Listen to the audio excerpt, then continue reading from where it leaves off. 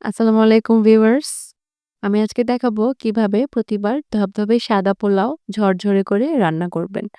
আমি একটি হাঁড়িতে নিয়ে নেব সাদা তেল ২ টেবিল চামচ আর একটি বড় পেঁয়াজ। অল্প একটু ভেজে নেব পেঁয়াজটা এ পর্যায়ে বেরেস্তা করতে হবে না বা কোনো কালার আনা যাবে না যেহেতু আমরা ধবধবে সাদা পোলাও রান্না করব। আমি ২৫০ গ্রাম পোলাওর চাল যা আমি আগে থেকে ধুয়ে পানি ঝরিয়ে রেখেছি ৩০ মিনিট সেটা দিয়ে দিলাম। চাউলটা খুব ভালো করে এখন ভাজতে হবে। এ পর্যায়ে চাউলটা যত ভালো করে ভাজা যাবে, পোলাও তত ঝরঝরে হবে। দিয়ে দেব আস্ত গরম মসলা। আর একটু ভেজে নেব। খুব সুন্দর পোলাওয়ের একটা অ্যারোমা বের হবে। তখন আপনারা বুঝবেন ভাজা হয়ে গিয়েছে। আমি এখন দিয়ে দেব ঠান্ডা পানি। আমি কিভাবে এই মেজারমেন্টটা করি সেটা আমি দেখিয়ে দেব। আমি কোনো কাপ দিয়ে মেপে এই পানির মেজারমেন্টটা করি না।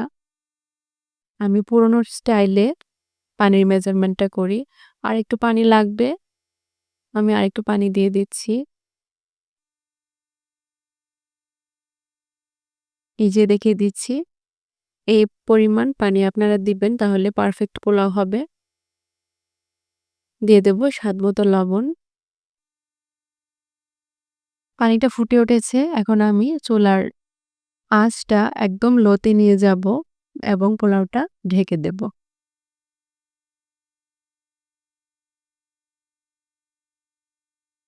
পানিটা অনেকটাই শুকিয়ে গেছে। আমি এখন পোলাওটা একবার নেড়েচেড়ে দেব। পোলাও খুব বেশি নাড়াচাড়া করলে পোলাওটা গলে যায়, তখন খেতে ভালো লাগে না। আলতো করে চারপাশ থেকে ঘুরিয়ে, ঘুরিয়ে এমনভাবে দিবেন। একত্র করে দিবেন সবকিছু। এই পর্যায়ে আমি দিয়ে দেব ১/২ কাপের মতো তরল দুধ। এই দুধ দেওয়ার ফলে পোলাওটা খুব সুন্দর একটা ফ্লেভার হবে এবং ঝরঝরে সাদা ধবধবে হবে। আমি সবকিছু আরেকবার জমিয়ে দিচ্ছি।